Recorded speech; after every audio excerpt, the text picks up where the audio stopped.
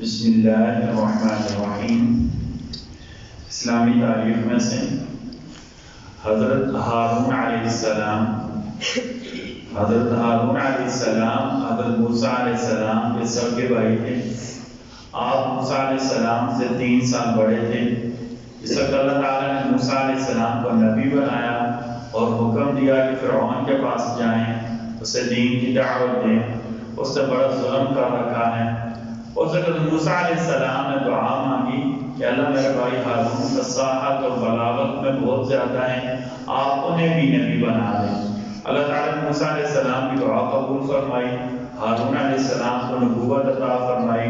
دونوں نے فرعون کو دین کی دعوت دی اور بنی اسرائیل کو فرعون کے ظلم و ستم سے نجات دلائی۔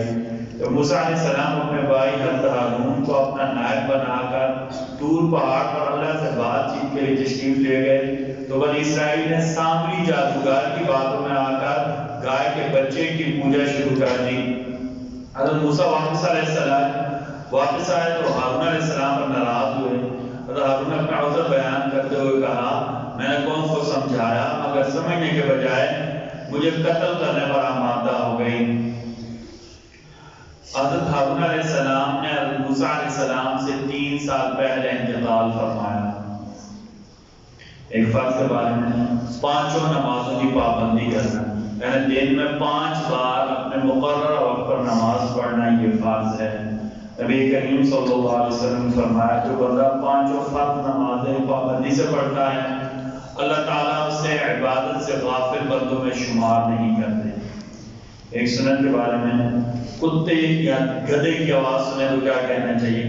نبی کریم صلی اللہ علیہ وسلم نے فرمایا رات کے وقت جب تم کتے یا گدھے کی آواز سنو تو اعوذ باللہ من الشیطان الرجیم پڑھ لیا کرو، کیونکہ کتا اور گدھا جن شیطانوں کو دیکھتے ہیں تم ان شیطانوں کو نہیں دیکھ سکتے۔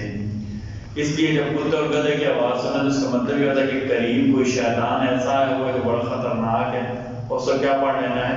اعوذ باللہ من الشیطان الرجیم۔ ایک گناہ کے بارے میں سود والے سے اعلان جنگ، سورہ بقرہ آیت نمبر 279۔ اللہ تعالیٰ فرماتے ہیں اگر تم سود لینے سے باز نہیں آئے تو اللہ اس کے رسول کی طرف سے اعلان کا جنگ سن لو۔ یعنی جو سود کھاتا ہے، کھلاتا ہے، سود والوں کے ساتھ تعاون کرتا ہے، وہ اللہ اور اس کے رسول کا اس کے خلاف اعلان جنگ ہے۔ اس کی کوشش یہ کرنا کہ جتنا ممکن ہو سکے سود کے کاموں سے حد المقدور بچ کر رہے۔ بعد میں مجبوری ہوتی ہے جیسے ہمارا بینکنگ کا سسٹم ہے، ٹھیک ہے، لیکن پھر بھی بچ کر رہے ہیں ہر صورت میں۔ طب نبوی سے سر اور پاؤں میں درد ہو تو کیا کرنا چاہیے؟ نبی کریم صلی اللہ علیہ وسلم کو جب کوئی آتا اور کہتا ہے یا رسول اللہ میرے سر میں درد ہے تو آپ فرماتے ہیں حجامہ کراؤ، اور جب کوئی کہتا ہے پاؤں میں درد ہے تو آپ کہتے ہیں اپنے پاؤں کو مہندی لگاؤ۔ سر میں درد ہو تو کیا کرانا چاہیے؟ حجامہ۔ پاؤں میں درد ہو تو پاؤں کے تلووں پر، پاؤں کے نیچے مہندی لگانی چاہیے۔ نبی کریم صلی اللہ علیہ وسلم کی نصیحت، آپ صلی اللہ علیہ وسلم نے فرمایا قیامت کے دن اپنے باپ دادا کے نام سے پکارے جاؤ گے، یعنی فلاں فلاں کا بیٹا ہے، فلاں کا پوتا ہے، فلاں کی نسل میں سے، اس لیے نام اچھے اچھے رکھا کرو۔ ہمارے غلط بات مشہور ہے کہ لوگوں کو ماؤں کے نام سے پکارا جائے گا، یہ غلط ہے، یہ غلط ہے، ٹھیک ہے، کہ قیامت کے دن لوگوں کو ماؤں کے نام سے پکارا جائے گا۔ اور جعلی دلیل کیا دیتے ہیں، وہ جہالت والی دلیل کیا ہے؟ کیونکہ بچہ ماں کے پیٹ سے پیدا ہوتا ہے، بھائی یہ کوئی بات نہیں ہے، شرع اس کی کوئی حیثیت کوئی نہیں ہے۔ آپ صلی اللہ علیہ وسلم نے فرمایا قیامت کے دن تمہارے باپ اور دادا کے نام سے پکارا جائے گا، اس لیے اچھے اچھے نام رکھا کرو، یعنی انبیاء کے نام پر نام رکھیں، اور اسی طرح کیا کہتے ہیں صحابہ کرام کے نام پر رکھیں، صلحاء امت اولیاء امت کے نام پر اپنے بچوں کے نام رکھیں۔ نام کے بارے میں یہ شرعی ضابطہ ہے۔ اللہ تعالیٰ ہم سب کو کہنے سننے سے زیادہ عمل کی توفیق عطا فرمائے۔ بسم اللہ الرحمن الرحیم، بسم اللہ والصلاة والسلام علی رسول اللہ، بسم اللہ وعلی ملت رسول اللہ۔